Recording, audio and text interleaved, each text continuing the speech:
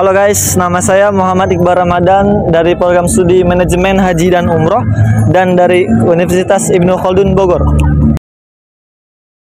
Halo guys, nama saya Maulidia Nurbeka Salim dari Pendidikan Guru Madrasah Ibtidaiyah Universitas Ibnu Khaldun Bogor. Perkenalkan, nama saya Muhammad Amirul Farizwan. Saya dari Prodi PGMI. Saya dari Universitas Ibnu Khaldun. Sekian dan terima kasih. Halo semuanya, perkenalkan aku Rahmalia Putri Purnama, mahasiswa Pendidikan Guru Madrasah Ibtidaiyah Universitas Ibnu Khaldun Bogor. Halo semuanya, perkenalkan nama saya Halimatus Sadia Arifin dari program studi Pendidikan Guru Madrasah Ibtidaiyah dari Universitas Ibnu Khaldun Bogor. Halo guys, perkenalkan nama saya Muhammad Panji Surya Gemilang dari Pendidikan Guru Madrasah Ibtidaiyah Universitas Ibnu Khaldun Bogor. Assalamualaikum warahmatullahi wabarakatuh.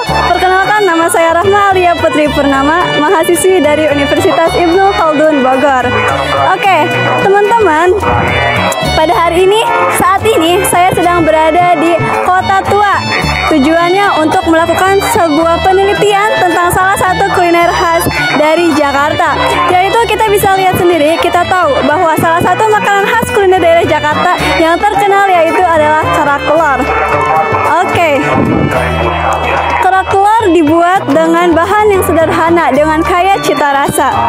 Proses pembuatan yang dilakukan yaitu sangat unik dari berbagai makanan khas daerah lain.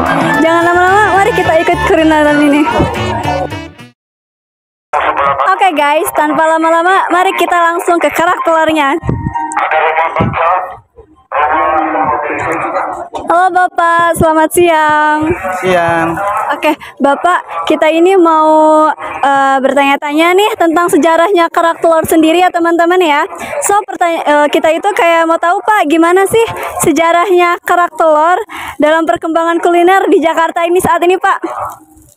Kalau untuk perkembangannya sih ya lumayan lah, lumayan berkembang kerak telur. Kalau dulu kan kerak telur itu cuma ada di PRJ ya, 1 tahun sekali. Kalau sekarang di mana-mana udah ada, terutama di tempat-tempat wisata gitu. Kayak salah satunya di Kota Tua ini gitu. Berarti dari tahun ke tahun kerak telur ini terus membaik Pak perkembangannya? Alhamdulillah. Oke, alhamdulillah. Nah Pak, dari tekniknya sendiri teman-teman bisa lihat di bawah. Kalau dari teknik dan proses tradisionalnya ini emang dilestarikan dari dulu sampai sekarang Pak, atau ada perubahan? Kalau kerak telur dari dulu emang seperti ini, jadi belum ada perubahan. Jadi kita yang dipertahankannya itu tradisionalnya itu. Jadi ciri khasnya ini kita masak di atas tungku ya Pak ya? Iya, kalau di atas gentong nggak bisa, soalnya nggak ada api.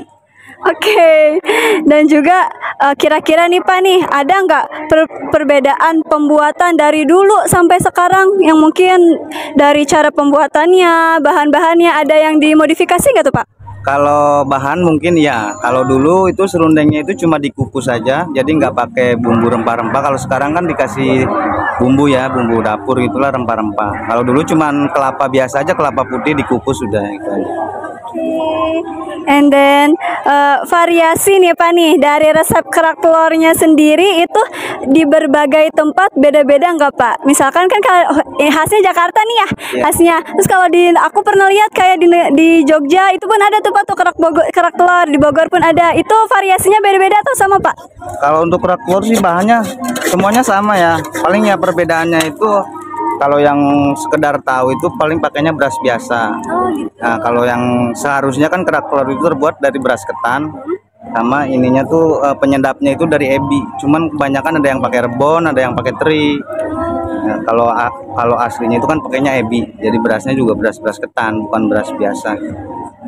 Oke teman-teman, jadi kalau misalkan dari variasinya sendiri itu sebenarnya dari khasnya itu biasanya bapaknya itu pakai ebi. Kadang di berbagai tempat biasanya ada yang ganti pakai teri atau lauk-lauk lainnya. Jadi seperti itulah Nilai budaya yang terkandung dalam praktik pembuatan kerak telur ini Pak. Kayak misalkan tadi kan kualinya dibalikin gitu Pak. Itu apa dari budaya gitu Pak? Ya, itu dari awal pembuatan kerak telur emang seperti ini.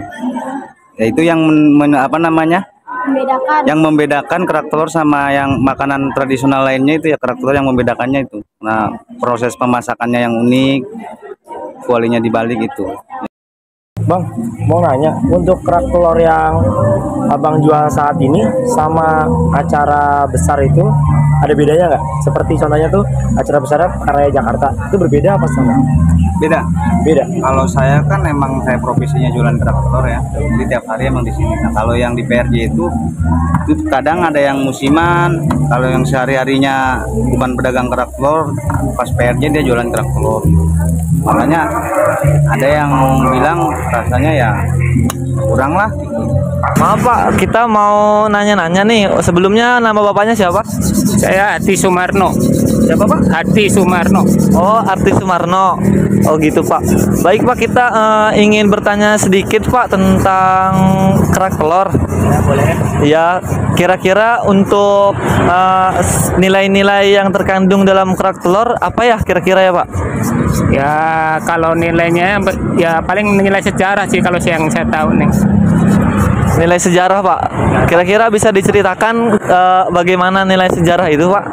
Kalau yang saya tahu ya dari dulu itu zaman waktu Belanda nih yang saya tahu. Dulu Belanda itu mengadakan perlombaan namanya berbahan telur sama ketan. Akhirnya orang Betawi bikin kerak telur ya begini. Akhirnya banyak orang-orang Belanda itu yang suka, akhirnya jadi populer sampai sekarang. Itu yang sedikit saya tahu. Baik Pak, untuk eksistensi kerak telur sendiri di zaman sekarang seperti apa ya Pak? Apakah semakin maju atau semakin jarang ada di Indonesia ini terutama? Kalau kerak telur mulai sekarang ya berkurang.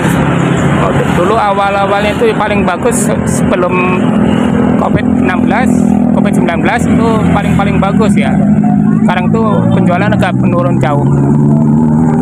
Oh, menurun. Jadi kira-kira apa saran Bapak untuk kemajuan dari kerak telur tersebut agar tidak punah Pak di kuliner budaya ini Pak? Ya bagi saya kaum muda ini harus mau belajar. Kalau nggak mau belajar siapa penerusnya lagi kalau nggak ada. Halo, selamat siang Kak. Jadi maaf saya ingin bertanya seputar kerak telur ini. Jadi apakah menurut Kakak bagaimana sih kelestarian kerak telur ini di zaman yang modern seperti ini?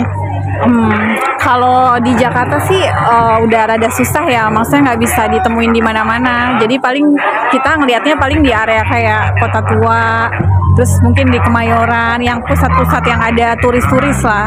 Dulu Oke, review. saya dulu ya. Yang pertama ya, ini adalah kerak telur ayam.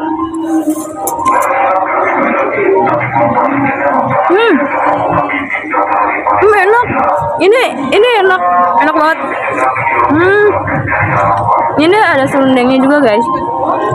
Dan ininya juga ada apa? Bawang merah goreng, oke? Dan ini beneran enak banget. Coba yang telur bebek gimana rasanya? Kita cobain ya sekarang yang telur bebek.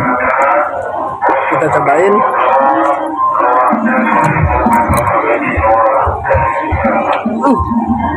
Enak banget. Rasanya tuh enak, pokoknya nggak bisa disebutkan dengan kata-kata. Jadi ada serundengnya sama tuh kan. Ada apa? Bawang goreng ya. Enak.